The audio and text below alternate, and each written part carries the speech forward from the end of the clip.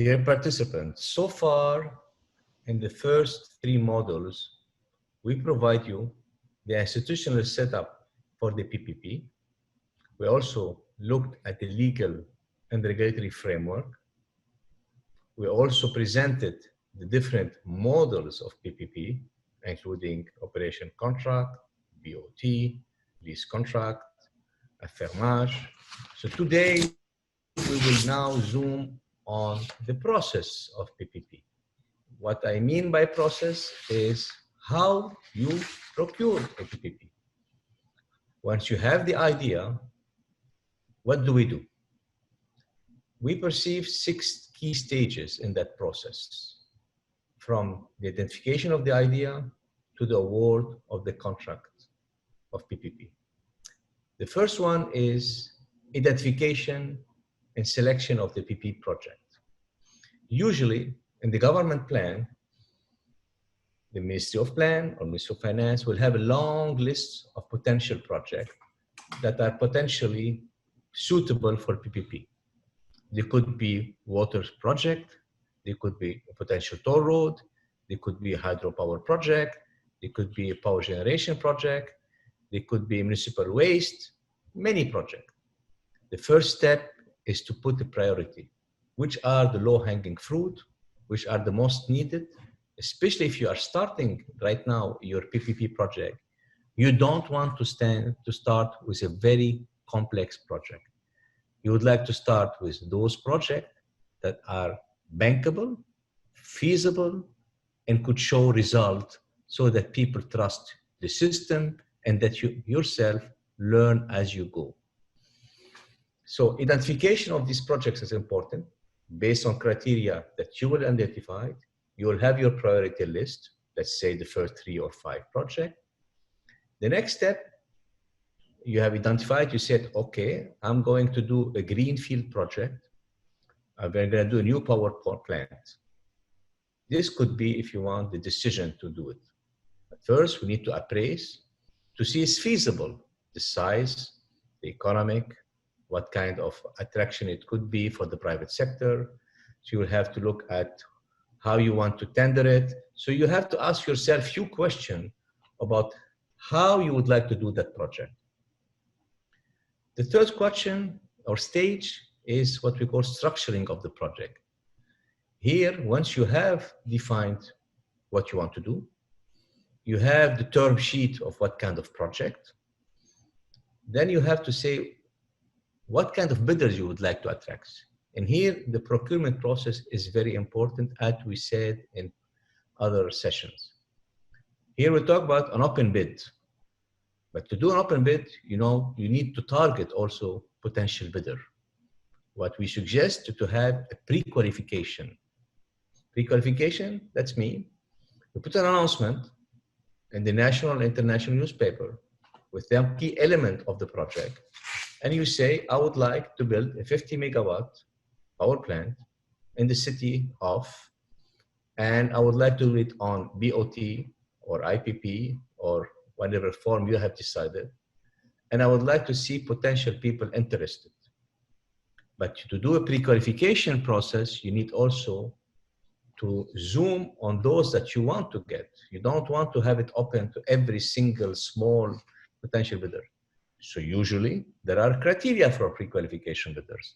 For instance, you have to say the potential pre-qualified who should have done similar project in at least 5 countries or 2 countries, should have an average income of X and cash flow of Y. So with this approach, you will identify and you target those that will be interested to come to you. Once you have done the pre-qualification, the next step is to do a bidding. You have done pre-qualification, you pre-qualify 10 potential bidders, then you start the process of bidding. And this has to be very clear, especially that in that process, you might have sometime, somebody coming with what we call unsolicited bids outside the process, saying, I have a better idea, I have a process, I want to negotiate sole source with you, Mr. Government, and I can get you a better deal than all of this that you're trying to do. Be careful.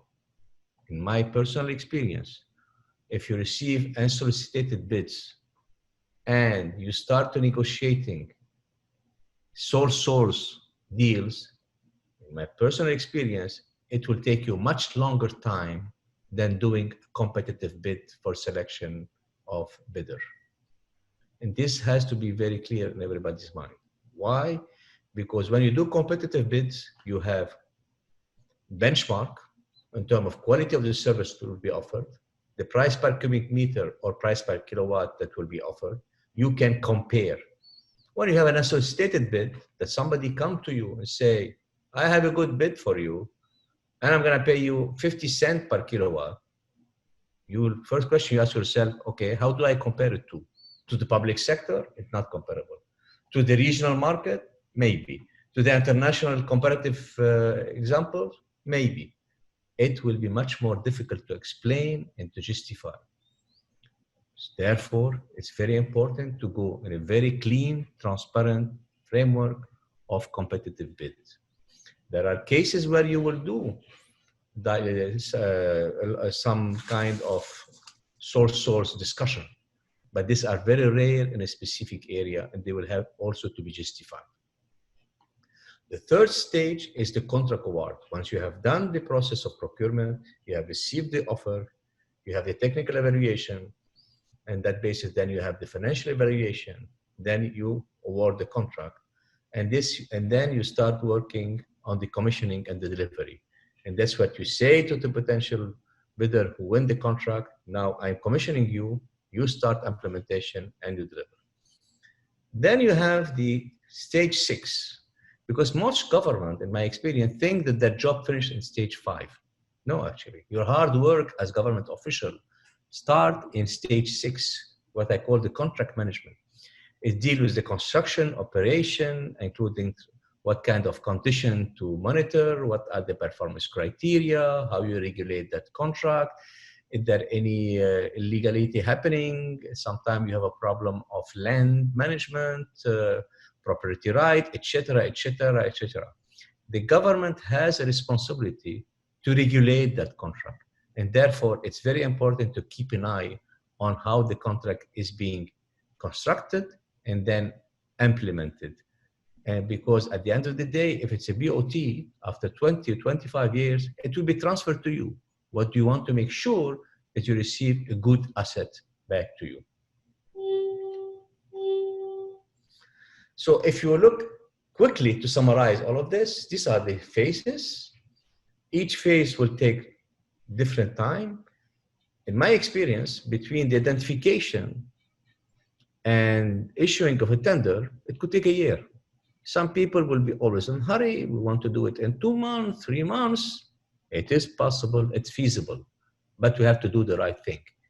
The most difficult part is the structuring tender, where you will have to decide what kind of financial engineering you would like to, and what do you think the private sector could be able to bring to you.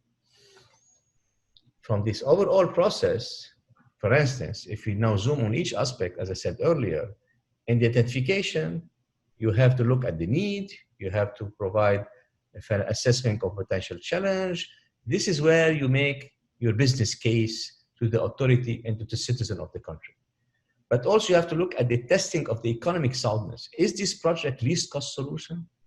Is this project affordable once we implement it to the poor in particular? Can they pay for the service they will receive? If we're talking about a PPP project in a remote area, these are fundamental questions of governance, and government will have to be responsible of really making the case. So once again, if we zoom now on the specificity, when you identify a project and you screen, you have also to decide of preferred technical solution from a range of alternatives. But sometimes you can also decide that you don't know what is the best technical solution. You might say to yourself, let me ask the private sector to identify the solution that they would like to implement based on the performance target or the output that I would like to receive. That's another way of looking at it. In other words, I don't know what technology I have to be used, but I know that I would love to get a clean water output based on those criteria, or I would like to receive recycled water based on those criteria. This is an output-based approach of the way you look at this sector. But you have some time to provide some technical outline of the project. Description of the requirement, what you want, what you're expecting, what is the plan of the government. And the more information you provide in your bidding, the better it is in the future to help you monitor the project. But you don't have to have answer to each question. The fact that you decide to go to the private sector to procure this power plant or to hand over the management of the solid waste to the private sector is because you don't have the expertise and you cannot afford it. And we have to keep these two principles in mind as we move in the project definition. Again, we talked about the testing the economic, we talked about doing the work. Then there is a question is, how do I do that? Do I have the skills as government to prepare, identify, prepare a bidding document, prepare a term sheet, look at financial engineering? No, you don't. And we should not pretend that all this expertise exists, because if they existed, the public sector should have been run in a better way. And therefore, it is very important to have good advisors to help you prepare and advise. People with experience in doing project finance, people in experience of looking at risk allocation, people with good experience of looking what the private sector will be looking at, what kind of rate of return they are expected, and therefore hiring advisor as part of the dedicated project team for the project is important in the PPP process. When you appraise the project, this stage comes once the project has been identified. As any appraisal of a public or private project, first you look at the scope of the contract, as we said earlier. You look at the preliminary structure of PPP in terms of financial structure. From the government perspective, what are the revenue regime? What are the tax regime? What are the contract term? What kind of profit you expect going to the private sector? And of course, since you are doing a BOT, you may want to get some dividend later down the road, not the first 5 years. So what kind of dividend structure and what kind of risk allocation structure? And these are questions that probably the Ministry of Finance, the Treasury, Ministry of Planning, some local bank could help you. But once again, you need to have the best advisor to tell you what the best project structure you will have. What we recommend also, once you've done this, is to develop a financial model, which check for commercial project feasibility, different assumption in terms of contract duration, expected private sector investment, revenue flow, cost, and taxes. This financial model is also important when you receive the bids in the future, because it will help you compare the different offers based on your financial model. In some cases, I've seen the financial model even included in the competitive bid document. But in other cases, you can keep it for yourself because the private sector anyway will do a financial model. The financial model is important also because it will include different assumptions. If the contract is for 20 years, it's something. If it's for 25 years, it's different, because then the return will be spread in a different way. So it's very important to have this financial model that will have enough output generation from under different assumptions. We talked about the procurement strategy. We talked about assessing the legal feasibility. One element that is very important that any international bid and even national bid will look at is the environmental and social feasibility. This is a requirement for all your financiers around the world, whoever you go with, bilateral or international financial institution or multi-development bank. It is very important to have an environmental assessment and a social assessment, especially for power project, transport project, hydropower project, water project. You need to look at all the issue, and this has to be very clearly defined and then reflected into the bidding document. when we look at the structuring and drafting the tender document, here you have basically two main tasks. You talk about structuring and design of the project contract, and then we talk about structuring and designing the procurement process. We already talked about the need to have a good team, multi-sectorial team, incorporating advisors, economists, engineers, social people, environmentalists, anthropologists in some cases, because we can be facing serious problem with communities, and also good financial people. And they will have to work in a multidisciplinary approach. They define the concept of the contractual model, they finalize your due diligence and preparation of what its information should be available, and they look at the financial structure of the contract, what kind of paying mechanism, what kind of restructuring, and what kind of procurement structure. This is all done in a very systematic way. There are countries where they decided to do it at the macro level. For instance, they define typical contract that will be used for almost all the PPP. South Africa is an example. At certain time when you're gonna gain experience, it will be somehow easier because you have the structure of the main contract, then you adapt to the situation where the legal framework is already clear in the country, regulatory framework is clear in the country, recourse mechanism is also clear, risk allocation you can decide already in advance, and then you can even in advance have an idea what kind of procurement, pre-qualification, etc., etc. But probably in the first couple of projects, because you are learning by doing, you may want to experiment through going through that process that I'm explaining here.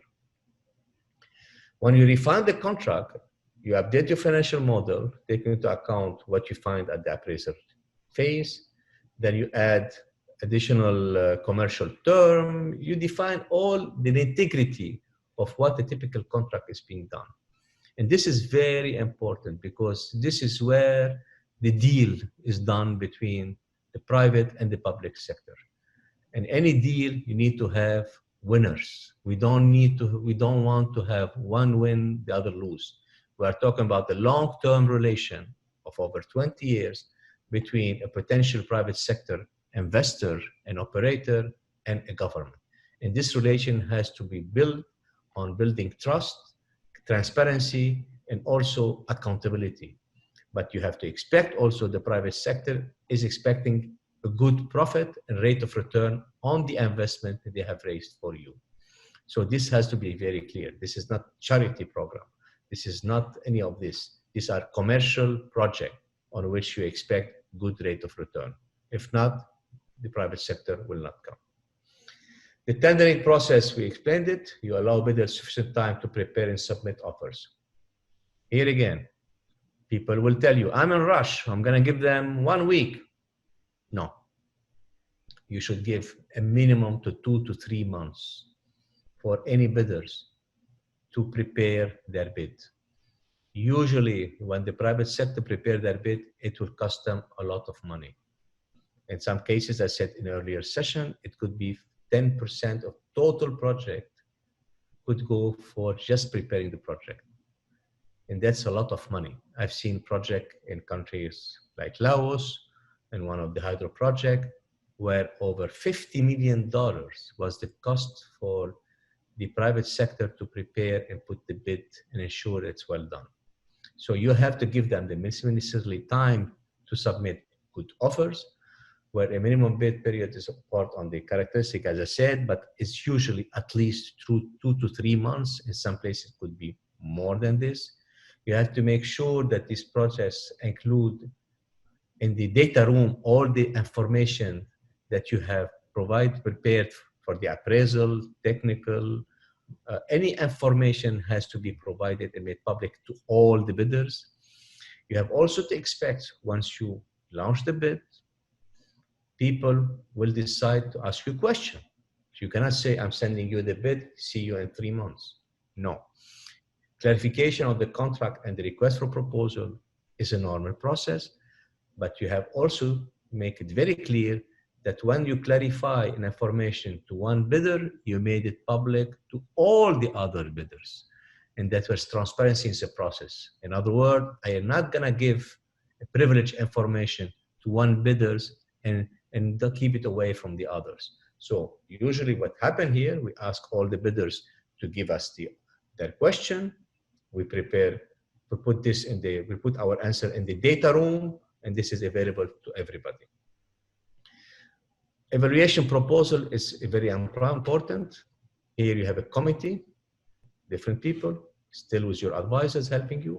You have to ensure that we have administrative and compliance check with respect to the request for proposal, because the bidding document, or what I call the request for proposal, had some specificity. You have to make sure that when you receive the offer, it matches. And then you have to decide on the evaluation, price and quality process. And here you have different models. Some people will give more weight for the technical, some people will give more weight for the process, for the financial, and that also depends on the method of PPP that you are pursuing. Negotiation with the preferred bidder prior to the award of the contract, that's normal. You have one who has the highest technical scoring, the best financial offer, then you sit around the table, and then you have to award decision based on evaluation team. And then you sign the financial contract and ensure that prior conditions for financing are fulfilled.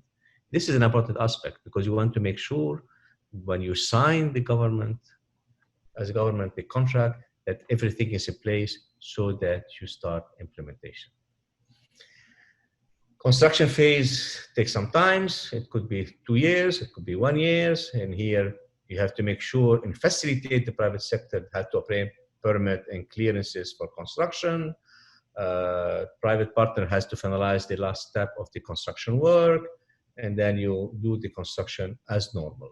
And here, typically, this is phase of implementation where the private sector is doing their job, but you as public sector, you are here to facilitate the private sector job and also to monitor to ensure that it's done properly. Finally, I think what we have is to look at the operational phase. Now that the process is moving, we have 20 years to live together. We have performance monitoring indicators. On a yearly basis, the government, the private sector had to submit it to you. There will be sometimes breach of contract. There will be sometimes renegotiation of some clauses, and that's absolutely normal. There is no such a strict contract once for all. You have to expect, and I've seen it in many contracts, that in a life of 25 years contract, it could be renegotiated at least twice. Because things will change, input will change, criteria could change, risk management could change, but I think you should expect renegotiation. But it has to be done within the legal and regulatory framework that you have defined as we explained in other models. Once the contract is done, then at the end of the contract, then you have to get it back, if it's a BOT in particular, or if it's a concession agreement. You have to look at the condition of the facility at the time of handover. It depends on the maintenance operation procedure. You have to look also what are you getting back, how much it will cost you as government to run it.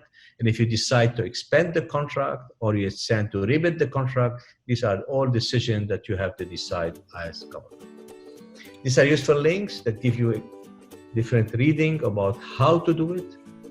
It could look complicated, but in reality, if we follow each of the 6 steps properly, and we take the time to have the best advice and the best structure, it could become a very smooth process. Thank you.